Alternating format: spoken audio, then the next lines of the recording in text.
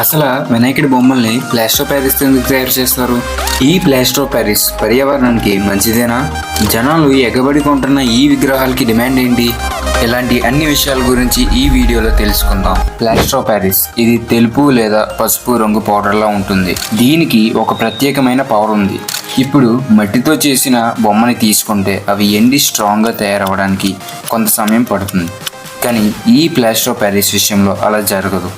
ఏదైతే plaster of Paris powder ఉంటుందో దానికి కొంత నీళ్లను కలిపి బొమ్మ కింద చేస్తే విత్ ఇన్ మినిట్స్లో గట్టిగా తయారవుతుంది.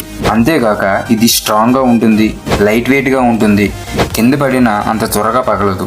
ఏదైనా ఫైర్ యాక్సిడెంట్స్ అయినా దీనికి ఏమీ కాదు.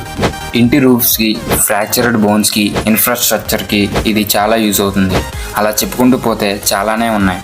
ఇప్పుడు చెప్పుకున్నవన్నీ కాయిన్కి వన్ సైడ్ మాత్రమే. మరి ఇంకో వైపునున్న రంగుని చూద్దాం.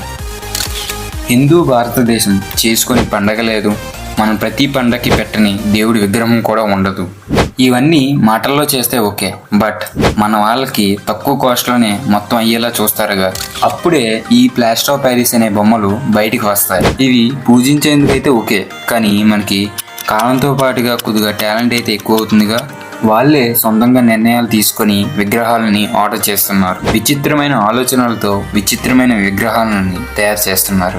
ఒకటి గుర్తించుకోండి, మనం విగ్రహాలని ఏ విధంగా చేస్తున్నాం అనేది ముఖ్యం కాదు, భక్తితో పూజిస్తున్నామా లేదా అనేదే ముఖ్యం.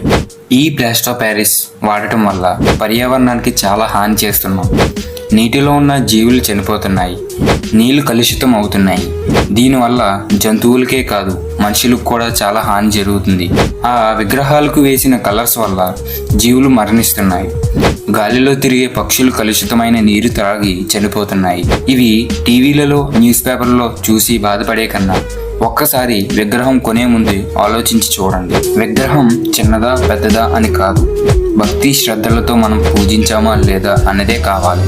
వీలైతే మట్టి విగ్రహాలను వాడదాం, పర్యావరణాన్ని మనం కాపాడుదాం. జై హింద్. ఇలాంటి వీడియోస్ మా నుండి మీకు రావాలంటే మా ఛానల్ని సబ్స్క్రైబ్ చేయండి. వెళ్ళే ముందు ఒక లైక్ చేసి వెళ్ళండి.